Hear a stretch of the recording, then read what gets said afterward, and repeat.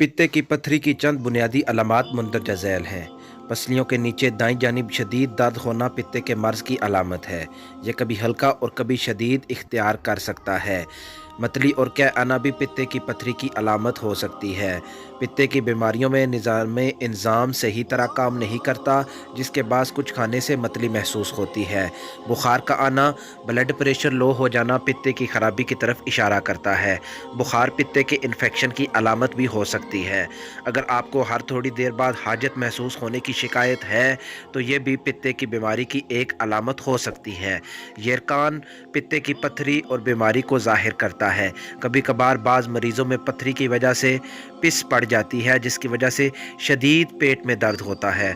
औरतों और उम्र रसीदा अफराद को पित्ते के मसाइल दरपेश आने के ख़तरात ज़्यादा होते हैं। इसकी दीगर अलामात में बदहज़मी, गैस्ट्रिक प्रॉब्लम, खाने के बाद पेट का फूल जाना, कब्ज़, सर चकराना, खून की कमी, एक्नी और फोड़े फंसियाँ निकल आना शामिल हैं। अगर वीडियो अच्छी लगे तो इसको शेयर लाजमी कीजिएगा। जज़ाकल्लाह।